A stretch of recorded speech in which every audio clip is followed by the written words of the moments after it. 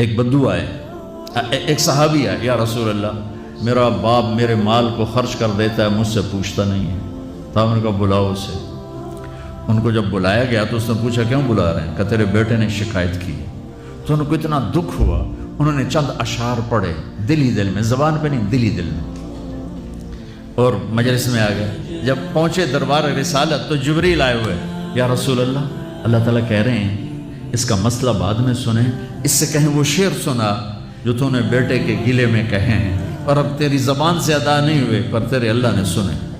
تو آپ نے اس سے فرمایا اچھا بھی تیری گل تو میں بعد میں سنوں گا، تو پہلے وہ میں نے شعر سنا۔ انہوں نے کہا اشہد انک رسول اللہ، میں گواہی دیتا ہوں آپ اللہ کے رسول ہیں۔ یا رسول اللہ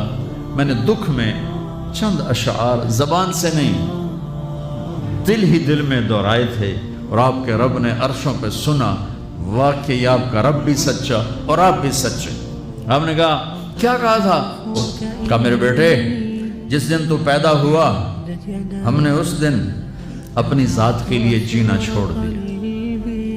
ہم نے تیرے لیے زندگی کا سفر شروع کیا، تجھے ٹھنڈی چھاؤں میں بٹھانے کے لیے گرم ہواؤں سے لڑا، تمہیں ٹھنڈی ہواؤں سے بچانے کے لیے برفانی راتوں میں کام کیا،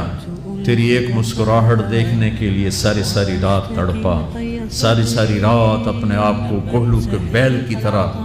اپنی ساری جوانی کا رس نچوڑ کے تیری ہڈیوں میں ڈال دیا، میں بوڑھا ہوتا گیا، تو پروان چڑھتا گیا،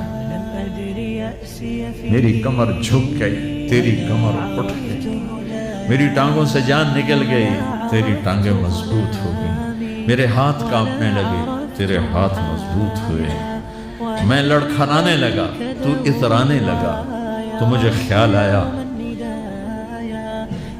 کہ جیسے میں اس کے لیے دھکے کھاتا تھا، اس کی زندگی کی دعائیں مانگتا تھا، اس کے لیے تڑپتا تھا، چلو آج میرا یہ سہارا بنے گا۔ لیکن جب تجھ میں جوانی کی لہر دوڑی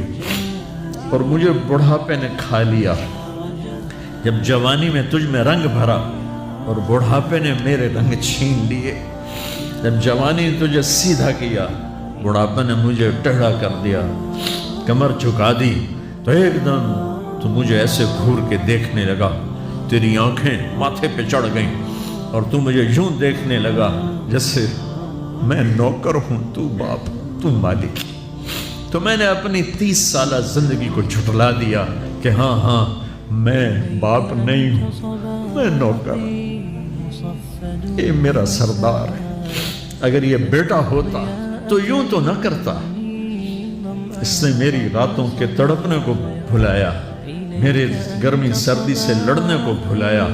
کولو کے بیل کی طرح میرے چکر کاٹنے کو بھلایا،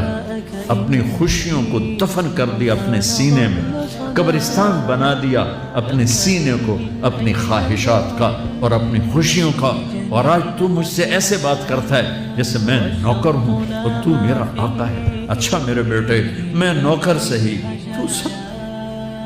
پر میں تیرا پڑوسی تو بندہ پڑوسی سے پوچھ ہی لیتا ہے کیا حال ہے، کوئی ضرورت تو نہیں، اتنا ہی پوچھ لیتے۔ دیکھو میں آج رو رہا ہوں، یہ بڑے دردناک اشعار ہیں، میری اردو میں اتنی وسعت نہیں ہے کہ میں ان اشعار کا درد سمجھ سکوں اردو کے الفاظ میں، لیکن اتنا بتاتا ہوں کہ میرے نبی روتے روتے ہچکی لگی، اتنا روئے، اور آپ نے اس بچے کے گریبان کو یہاں سے پکڑ کر دفع ہو جا، میری نظروں سے دور ہو جا، انت و مالک لابی، تیرا سب کچھ تیرے باپ کا ہے، یہی باپ آج تمہارے ہاتھوں ذلیل ہو رہے ہیں۔